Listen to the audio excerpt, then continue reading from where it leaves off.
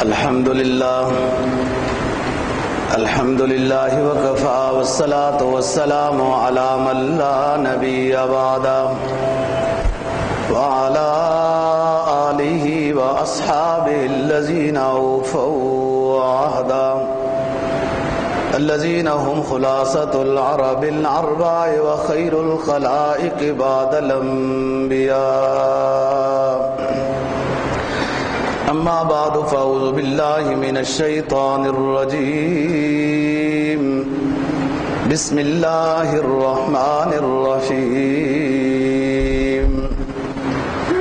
الذين إن مكناهم في الأرض أقاموا الصلاة وآتوا الزكاة وأمروا بالمعروف ونهوا عن المنكر ولله عاقبة الأمور. وعن عمر رضي الله تعالى عنه وعنهم أحب إلي من دنياي ثلاث: الأمر بالمعروف والنهي عن المنكر والصوب الخلق. صدق الله العظيم وصدق رسوله النبي الأمي الكريم ونحن على ذلك لمن الشاهدين والشاكرين والحمد لله رب العالمين. 17ویں پارے کی ایک آیت کریمہ اور ایک حضرت عمر فاروق رضی اللہ تعالیٰ عنہ کا قول نقل کیا ہے، جس کا مفہوم یہ ہے، اللہ تعالیٰ فرماتے ہیں الذین ان مکناہم فی الارض، کہ وہ لوگ کہ اگر ہم ان کو دنیا میں ظاہری حکومت عطا کر دیں، تو جن کو ہم نے حکومت عطا کی یہ کیا کام کرتے ہیں؟ اقاموا الصلاۃ وآتوا الزکاۃ وامروا بالمعروف ونہوا عن المنکر. جن کو ہم دنیا میں حاکم بنا دیتے ہیں وہ 4 کام کرتے ہیں. جو ہمارے بندے ہیں جن کو ہم حکومت عطا کرتے ہیں اور ہمارے بندے ہوں، ہمارے بندے بن کے رہیں، تو 4 کام وہ کرتے ہیں حکمران. ایک، نظام صلاۃ نافذ کرتے ہیں. نمبر 2، نظام زکوٰۃ نافذ کرتے ہیں. نمبر 3، اچھائیوں کو پھیلاتے ہیں، جو شریعت نے چیزیں اچھی کہی ہیں، نیکیوں کو پھیلاتے ہیں، اور گناہوں سے امت کو روکتے ہیں. چوتھی چیز، وَلِلَّهِ عَاقِبَةُ الْأُمُورِ، باقی تمام باتیں اللہ کی طرف جانی ہیں اور سب لوگوں نے بھی اللہ کے ہاں جانا ہے. لوگوں کے اعمال لوگوں کے اللہ کے پاس پہنچنے سے پہلے پہنچ جاتے ہیں، اس لیے فرمایا وَلِلَّهِ عَاقِبَةُ الْأُمُورِ. تمام امور انجام کار اللہ کے ہاں ہی پہنچتے ہیں. انسان کی نیکیاں یا بدیاں وہ انسان کے اللہ کے پاس پہنچنے سے پہلے پہنچ جاتی ہیں. حضرت عمر فاروق رضی اللہ تعالیٰ عنہ کا جو مقولہ نقل کیا ہے اس میں ایک لمبا واقعہ ہے، اور صحابہ اکرام رضی اللہ تعالیٰ عنہ نے بھی اپنی پسندیدہ چیزیں، آپ صلی اللہ علیہ وسلم نے بھی پسندیدہ چیزیں، اور حضرت جبرائیل علیہ السلام نے بھی اس میں پسندیدہ چیزیں، اور اللہ پاک نے بھی اپنی پسندیدہ چیزیں بیان کی ہیں.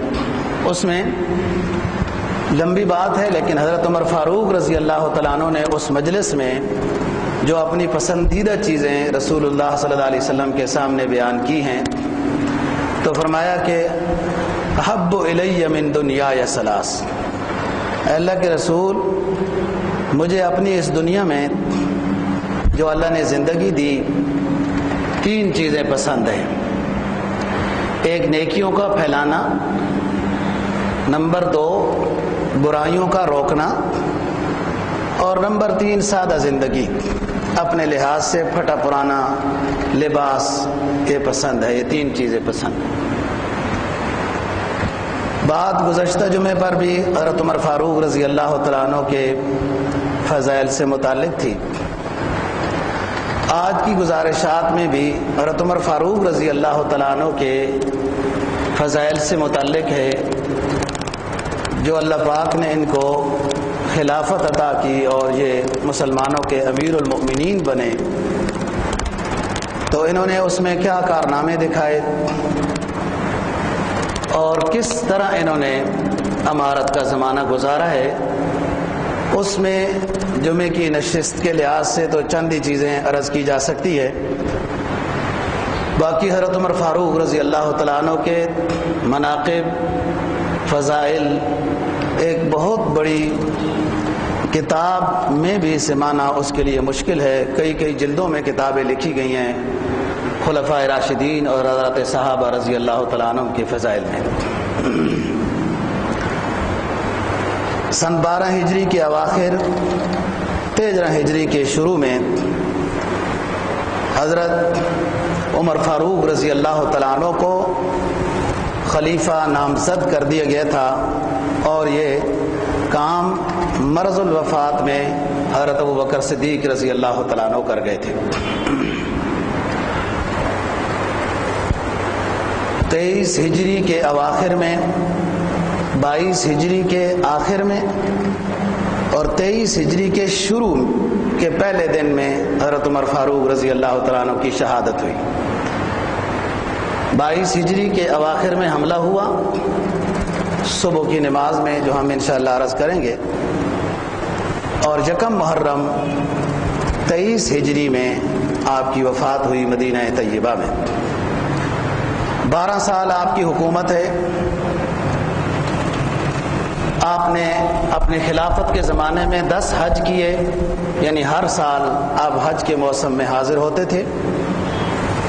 اس میں مسلمانوں کو خاص جو پیغام دینا ہوتا تھا وہ بھی دیا جاتا تھا، اور 3 عمرے کیے اپنی خلافت کے زمانے میں، لیکن اتفاق ایسا ہوا کہ وہ تینوں عمرے رجب کے مہینے میں ہوئے۔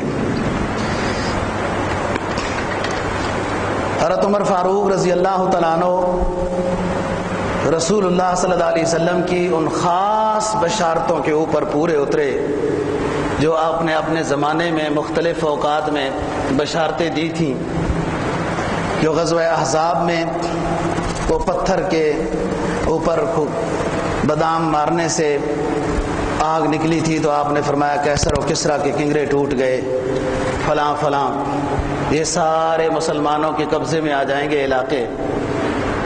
اس طرح کی اور عظیم بشارتیں حضرت عمر فاروق رضی اللہ تعالیٰ عنہ نے اپنے زمانے میں اللہ کے فضل سے پوری کی ہیں۔ ہجرت کے بعد رسول اللہ صلی اللہ علیہ وسلم کے ساتھ تمام غزوات میں شریک رہے، مشوروں میں شریک رہے، آپ کے قریب قریب رہے۔ بدر میں بھی آپ شریک تھے اور اپنے ماموں کو قتل کیا تھا بدر میں، جو کافر مقابلے میں آیا۔ احد میں شریک رہے اور دنیا تتر بتر ہوئی، لیکن یہ آپ کے ساتھ رہے غزوہ احد میں۔ یہی وجہ ہوئی کہ جب مجاہدین، زخمی مجاہدین کی مرہم پٹی کے لیے مختلف صحابیات بھی خدمت انجام دے رہی تھی، تو اس میں ایک ام سلید رضی اللہ عنہا پانی بھر کے لاتی تھی۔ زمانہ خلافت میں چادریں کچھ آئیں خواتین کے لیے تو تقسیم کی گئیں، جن میں ایک بچ گئی، سب کو دینے کے بعد ایک بچ گئی۔ تو کئی صحابہ نے کہا کہ حضرت آپ کی بیٹی بھی ہے حفصہ، اور امہات المؤمنین میں سے بھی ہے، آپ کی ازواج مطہرات میں سے، ان کو چادر دے دی جائے ڈبل۔ تو فرمایا کہ نہیں، میرے دل میں خیال آ رہا ہے کہ مجھے وہ احد کے میدان میں اپنے ساتھی زخمی نظر آتے ہیں،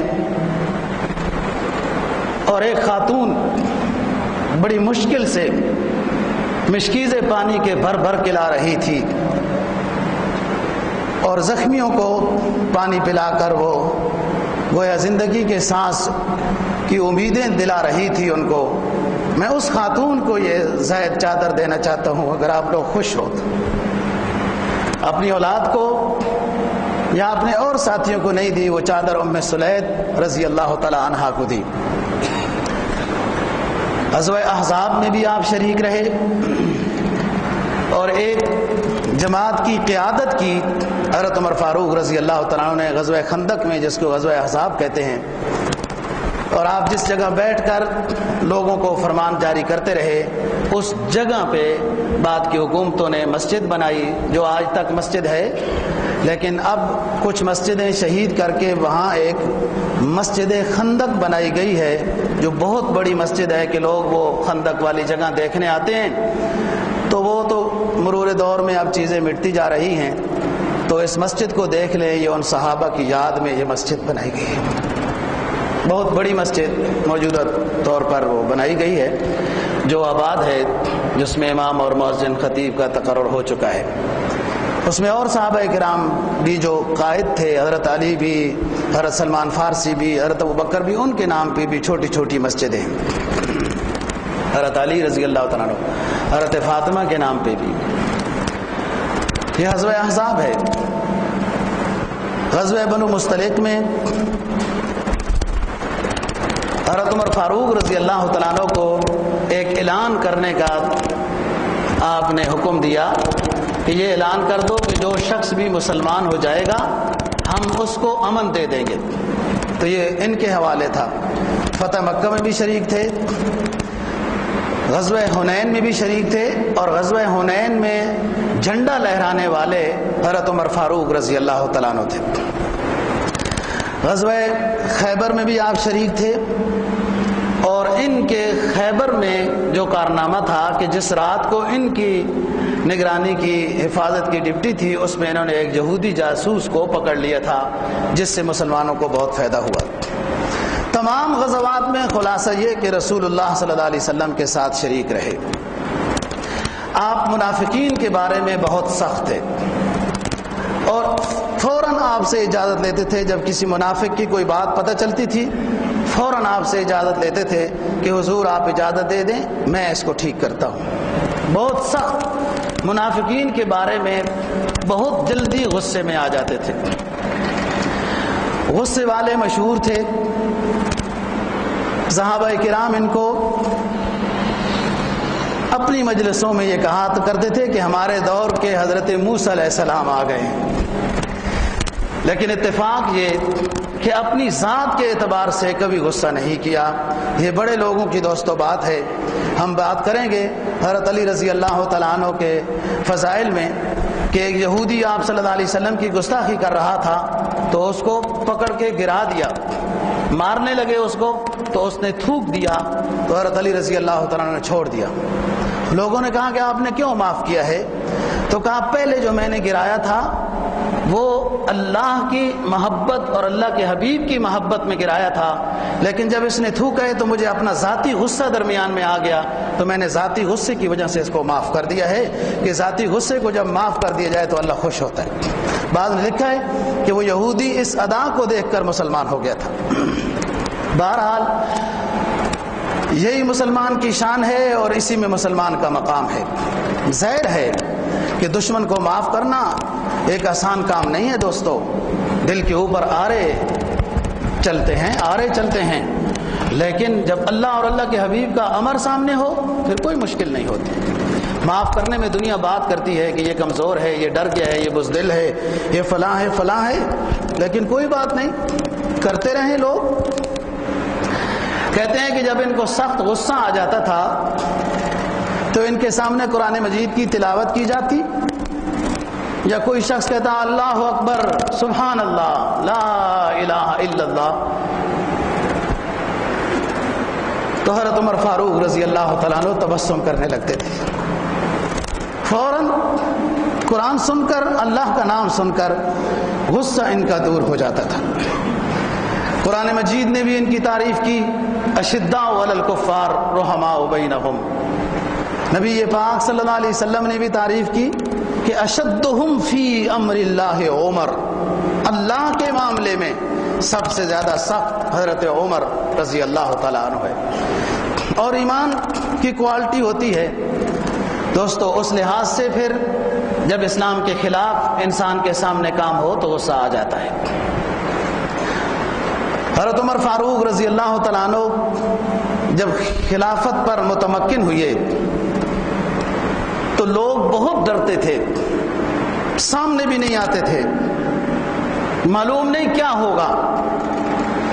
تو لوگوں کو جمع کر کے خطبہ دیا کہ سنو لوگوں، عمر آپ کے اوپر حاکم جو بنا ہے وہ آپ کا خیال کرنے کے لیے بنا ہے، ظلم کرنے کے لیے نہیں بنا۔ کیوں ڈرتے ہو؟ اور میں اس کو اپنا محبوب دوست بناؤں گا۔ احب الناس الی من رفع الی عیوبی، کہ جو میرے سامنے میرا عیب بیان کرے گا میں اس کو پسند کروں گا۔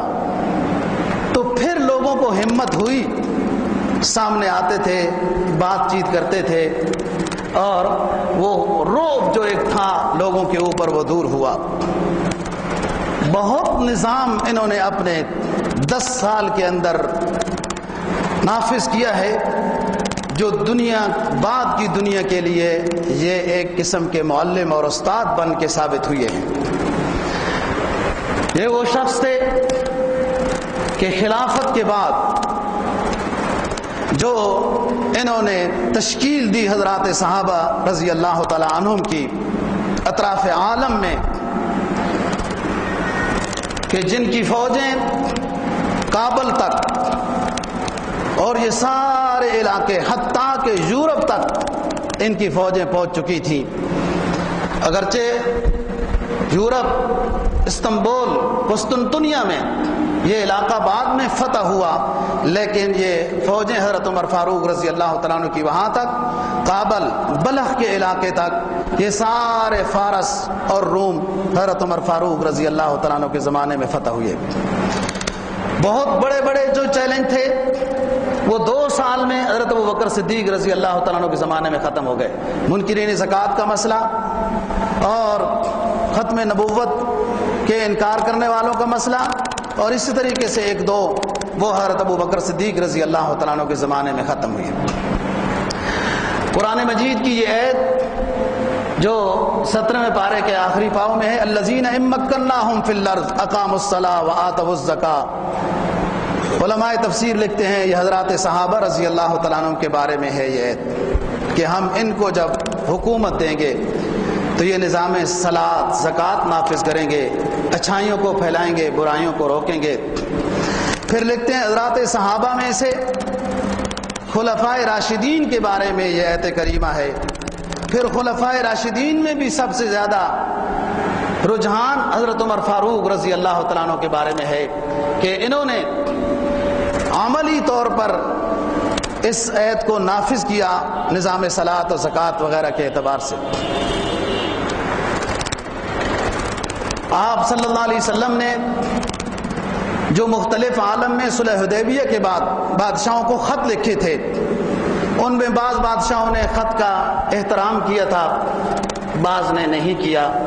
جس نے نہیں کیا ان میں سے خسرو پرویز ایران فارس کا بادشاہ تھا، جس نے خط کو پھاڑا تھا، اور اعوذ باللہ نقل کفر نباشت، اس نے کہا یہ عرب کے لوگ کہ جن کو میں غلام سمجھتا ہوں یہ مجھے خط لکھتے ہیں۔ تو آپ کو جب اطلاع ہوئی تو آپ نے فرمایا کہ جس طریقے سے اس نے میرے خط کے ٹکڑے کیے، اللہ اس کی سلطنت کے بھی یوں ہی ٹکڑے کرے گا۔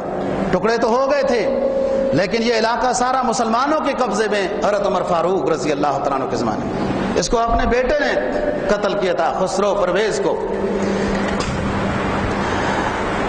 2 سلطنتیں اس وقت جو بہت طویل عرصے سے چلی آ رہی تھی، جن کے بارے میں یہ سوچنا کہ ان کے ختم کیا جائے گا یہ بہت مشکل تھا، صرف سوچنا۔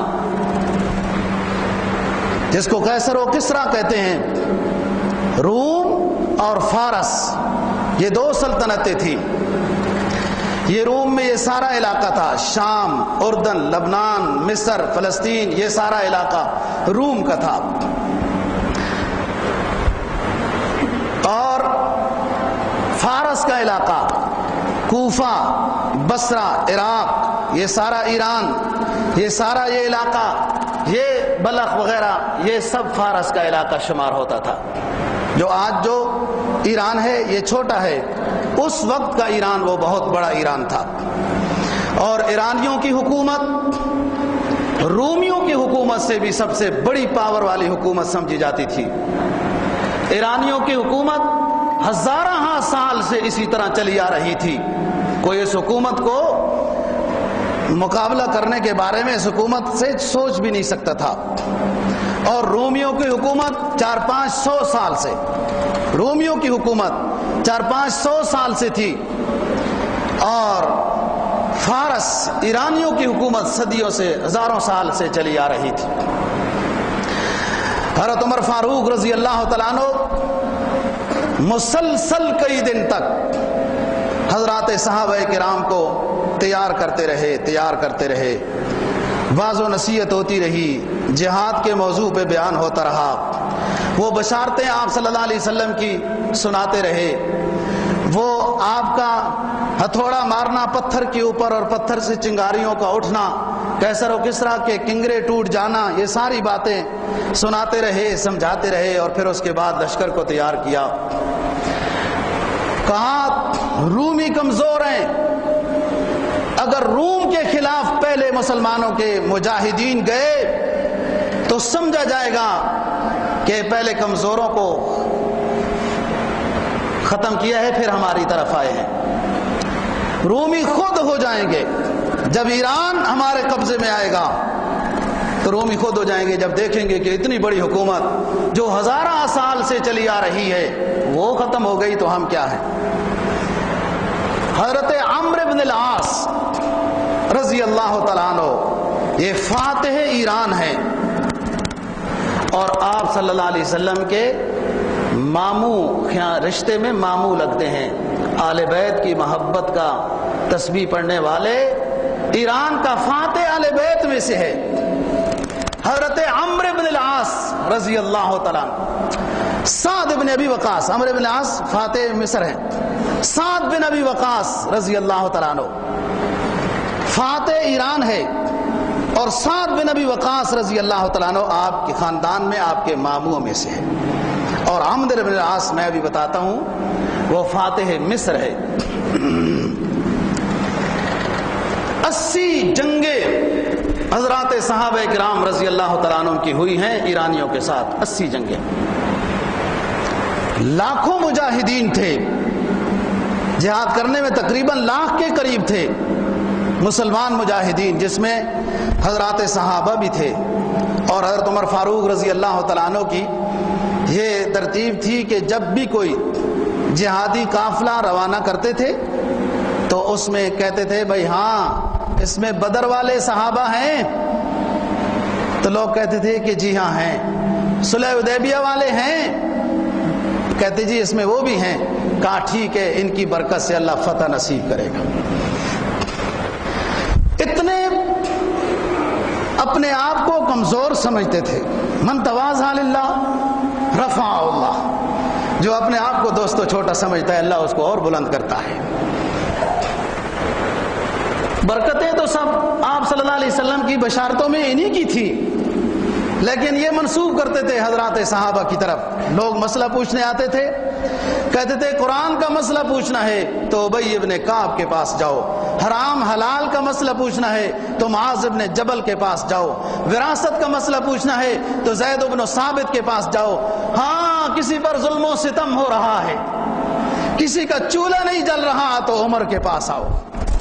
اپنے آپ کو کمزور سمجھتے تھے کہ میں اتنا بڑا عالم نہیں، حالانکہ اتنے بڑے عالم تھے کہ حضرت شاہ ولی اللہ رحمہ اللہ تعالیٰ نے ایک بہت بڑی کتاب ازالۃ الخفا لکھی ہے، اس کے اندر باقاعدہ ایک کتاب حضرت عمر فاروق رضی اللہ تعالیٰ کی طرف منسوب کی کہ اس میں تمام فقہی مسائل جو حضرت عمر فاروق نے صحابہ کو بلا کر اجماع کیا، تراویح کے بارے میں، طلاق کے بارے میں وغیرہ، وہ تمام مسائل حضرت شاہ ولی اللہ رحمہ اللہ تعالیٰ نے اپنی کتاب ازالۃ الخفا میں ایک کتاب کی صورت میں جمع کیے کہ یہ سب مسائل حضرت عمر فاروق رضی اللہ تعالیٰ عنہ نے اجماع بلا کر صحابہ کرام کا سب سے رائے لے کر دلیل لے کر پھر اس کے اوپر مہر لگا دیتے تھے۔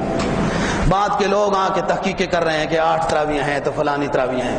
یہ حضرت عمر فاروق رضی اللہ تعالیٰ عنہ اپنی ذاتی رائے نہیں، اس وقت کے علاقے کے اعتبار سے سب سے بڑے جلیل القدر عالم محدث صحابہ کرام کو بلا کر بٹھا کر مسئلے پر بحث کر کے جس پر سب کی دلائل کے اعتبار سے رائے ہو اس کو اجماعی طور پر اس پر مہر لگا دیتے تھے۔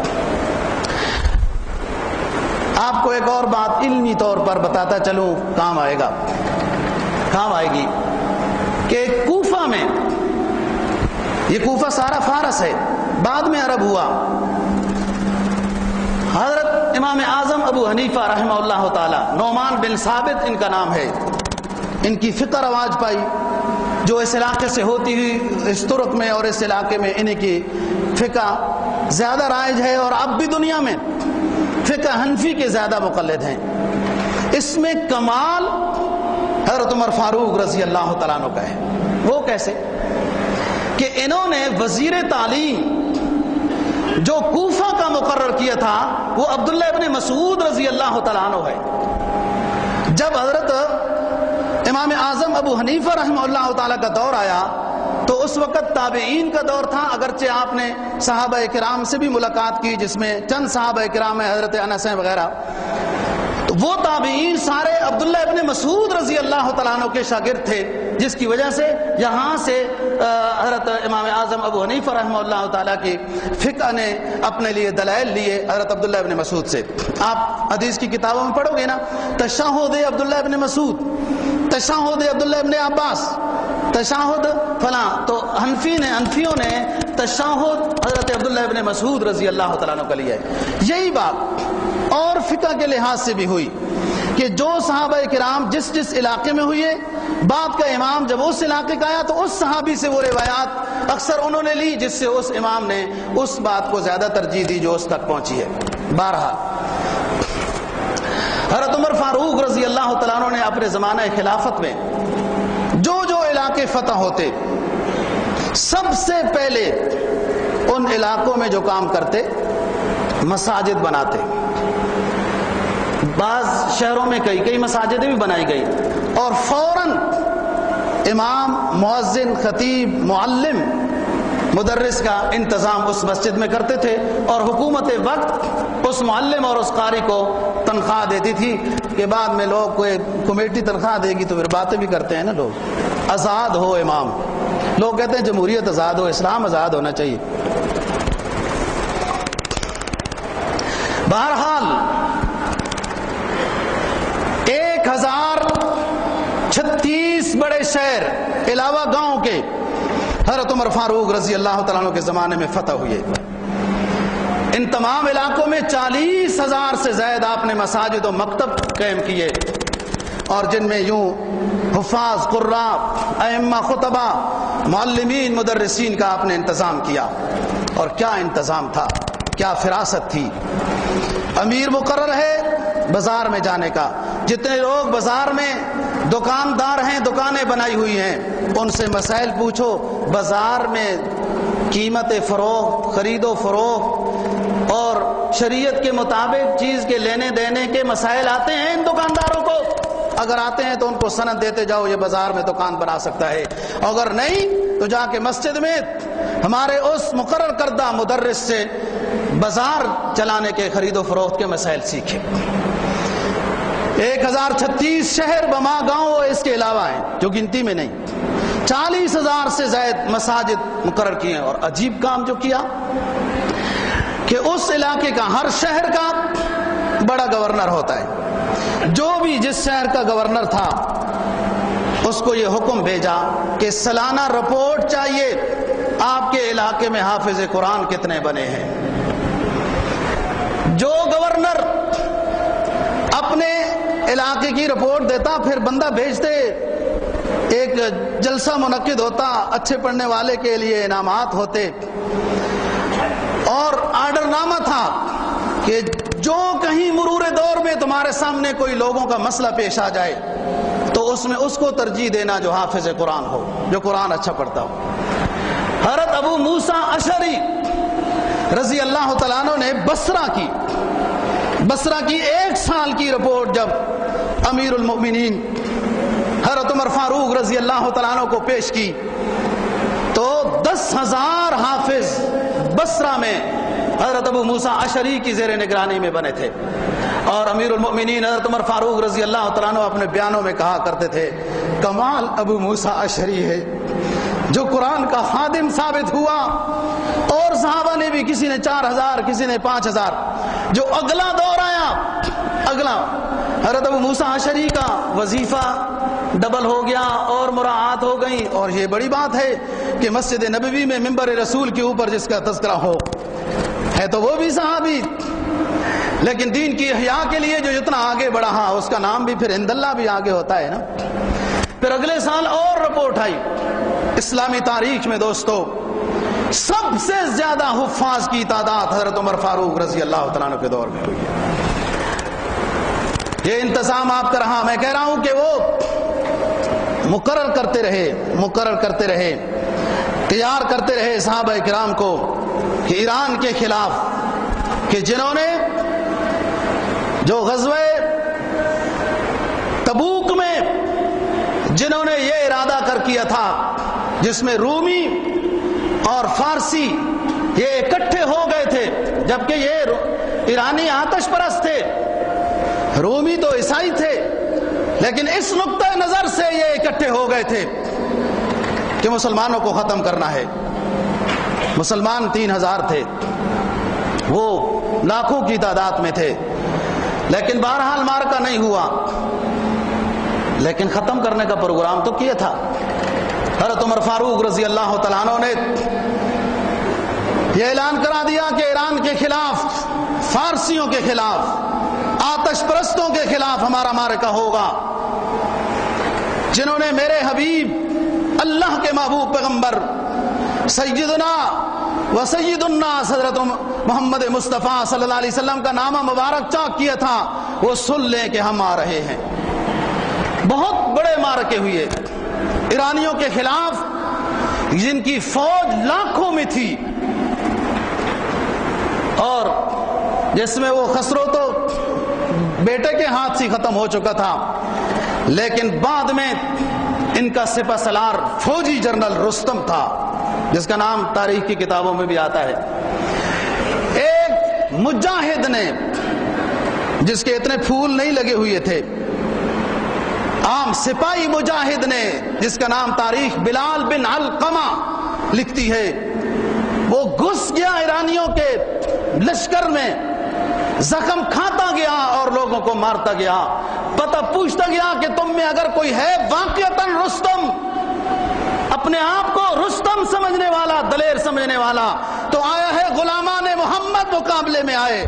لوگ کہتے ہیں مقابلے میں آیا وہ کیا کسی نے بتایا, اور اس نے اس کا سر اپنی تلوار سے قلم کر کے تلوار کی نوک کے اوپر سر کو لے کر یہ بلال بن علقمہ سعد بن ابی وقاص رضی اللہ تعالیٰ عنہ کے سامنے لے آئے تھے, اور یہ کہتے تھے واللہ انی قتلت رستما, سنو لوگو دیکھو مجھے, اللہ کی قسم اٹھا کے کہتا ہوں میں ایرانیوں کے جنرل رستم کو قتل کر کے جا رہا ہوں. بعد میں فارسی لوگ یہ اپنے رستم کے مقتول ہونے کی بات کہ ایک عام سپاہی سے مارا گیا, اس کو مزید تذلیل ہونے کے لحاظ سے کہتے تھے نہیں سعد بن ابی وقاص نے مارا تھا. حالانکہ سعد بن ابی وقاص کو اس معرکے میں پورے جسم کے اوپر دانے نکلے ہوئے تھے, بالکل جسم ہلانے کے قابل نہیں تھے, لیکن صحابہ کرام کو ہدایات دے رہے تھے. اور پھر اس کے بعد ان کا جو اس وقت بادشاہ تھا یزدگرد, بڑی چیز تھی, سونے اور چاندی کے لباس میں ملبوس ہو کر میدان میں آیا تھا, اور 3 دن اور 3 رات مسلسل جنگ ہوتی رہی, جس میں صحابہ کرام رضی اللہ تعالیٰ عنہم بھی 6,000 شہید ہوئے, لیکن ایرانیوں کے لوگ 1,00,000 سے زیادہ مارے گئے تھے. حضرت سعد بن ابی وقاص رضی اللہ تعالیٰ عنہ نے کہا تھا کہ اس میں رخصت نہیں ہے, چھٹی نہیں ہے, اس میں درمیان میں وہ ناشتے کا ٹائم، کھانے کا ٹائم یہ بھی نہیں، اللہ کے ذکر کرتے رہو، وہی تمہیں کھانے کا بندوبست کرتا رہے گا۔ اس میں درمیان میں کوئی رخصت نہیں، جب ایران کے فاتح بن جاؤ گے اس کے بعد آرام سے رہنا۔ صحابہ کرام وہ جم کے لڑے کہ بھاگے پھر ایرانی، وہ اپنے سونے کے ذخائر بھی چھوڑ کر، وہ اپنے تاج و تخت بھی چھوڑ کر، اور وہ اپنے بڑی بڑی مارکیٹیں چاندی اور سونے اور ریشم کی بھی چھوڑ کر بھاگے، حتیٰ کہ ان کا بادشاہ بھی بھاگا یزدگرد۔ اور بھاگتے بھاگتے حلوان کے راستے سے ایک پن چکی والے کے پاس پہنچ گیا۔ پن چکی جانتے ہو ادھر علاقوں میں جو ہوتی ہے، کہا مجھے پناہ دے۔ وہ لباس سے پہچان گیا کہ یہ تو فارسیوں کا بادشاہ ہے، کہا ٹھیک ہے۔ اس نے ہاتھ پاؤں باندھ لیے، پن چکی والے نے ہاتھ پاؤں باندھ دیے اور وہ سونے کا لباس جو تھا اتار دیا۔ تو وہ کہتا تھا ہائے یزدگرد، کیوں بھاگا تھا مسلمانوں کے سامنے سے؟ بہتر تھا اپنے آپ کو مسلمانوں کو حوالے تو کرتا، یہ حشر نہ ہوتا۔ اس نے لباس اتار کر دریا کے حوالے کر دیا کہ جاؤ، بڑے غرور اور تکبر تھا تمہارے اندر۔ یہ علاقہ فتح ہوا جس کو قرآن مجید نے کہا نا وَأُخْرَى لَمْ تَقْدِرُوا عَلَيْهَا، ہم ایسی ایسی فتح عطا کریں گے اے مسلمانوں، اے صحابہ کی جماعت، ایسا ایسا مال غنیمت تمہیں عطا کریں گے، لم تقدروا علیہا، ہماری خاص قدرت سے تمہیں ملے گا، تم قادر نہیں تھے اس پر، ہماری قدرت سے ملے گا۔ یہ وہ خزانے تھے دوستو کہ جو ہیرے جواہرات اور سونے چاندی کے ڈھیر لگ گئے، جن تختوں پر سجائی گئی مورتیں بھی سونے اور چاندی، اونٹنی سونے اور چاندی، گھوڑے اور سونے اور چاندی اور اس طریقے کی چیزیں تھیں جو مسلمانوں کے قبضے میں آئی، لیکن اس طرف نہیں دیکھا۔ ایرانی دجلہ کو چھوڑ کر، دجلہ کو پار کر کے پار مقیم ہو گئے اور جہاں کشتیاں بھی توڑ دی تاکہ مسلمان اس طرف نہ آ سکے۔ جب یہ علاقہ صاف ہوا، حضرت سعد بن ابی وقاص رضی اللہ تعالیٰ عنہ کو ساتھیوں نے بتایا کہ حضور دجلہ بہت چوڑا دریا ہے، اتنا چوڑا ہے کہ جس کو پتہ نہ ہو یہ دجلہ ہے تو وہ سمجھے گا یہ سمندر ہے۔ جس علاقے سے یہ پار گئے، کشتیاں اور پل جو راستے سے توڑ دیے کہ اب یہاں یہ مسلمان کیسے آئیں گے، ان کے پاس تو گھوڑے ہیں۔ چنانچہ جب سعد بن ابی وقاص رضی اللہ تعالیٰ عنہ کو بتایا گیا، انہوں نے کہا کوئی بات نہیں ہے، اپنے گھوڑے تیار کرو، قریب لے آؤ، دریا کے قریب لے آؤ۔ 60,000 گھوڑے اس وقت مجاہدین کے پاس تھے۔ آپ نے کہا دو ساتھی ہو جاؤ۔ دریا کے قریب کھڑے ہو کر حضرت سعد بن ابی وقاص رضی اللہ تعالیٰ عنہ نے دعا کی ہے، اے پروردگار تو حی لا یموت ہے، ازل سے ہے، ہمیشہ رہے گا، تیری قدرت نے ہی اپنے کلیم کے لیے یہ منظر پیش کیا تھا کہ دریائے نیل نے راستہ دے دیا تھا۔ آج تیرے آخری اونچے حبیب کے غلام ہیں، اپنے غرض کے لیے نہیں نکلے، آپ کے آخری حبیب پہ جو آپ نے اسلام مذہب نازل کیا ہے اس کی اشاعت کے لیے نکلے ہیں، اور ان ظالموں نے جو آپ کے حبیب کے نام مبارک کو چاک کیا تھا اس کا انہیں سزا دینے کے لیے نکلے ہیں۔ ہماری مدد کر، بس ہم اپنے گھوڑے دریا میں ڈال رہے ہیں۔ کہا بسم اللہ توکلت علی اللہ، اپنے ساتھیوں کو کہا جو 60,000 گھوڑے تھے جن پہ کہا دو ہو جاؤ۔ جب گھوڑوں کے اوپر دوستے وہ سوار ہوئے سارے صحابہ کرام دوستو، اور وہ کودے جب دریا میں، دریا اس طرح خوش صحرا بنا کہ گھوڑوں کے پاؤں کو بھی پانی ذرا تک نہ لگا۔ لکھا ہے کہ جب گھوڑے تھک جاتے تھے، پانی تھا، وہ پانی اللہ کی قدرت سے صحرا بن گیا تھا، اور جب وہ آرام کرانا چاہتے تھے تو دریا کے درمیان میں ایک جزیرہ بن جاتا تھا۔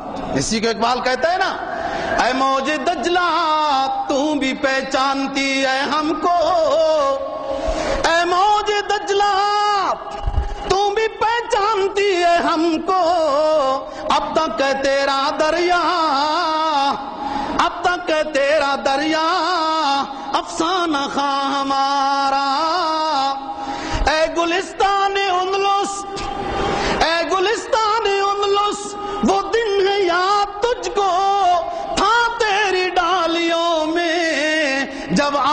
کیا ہمارا.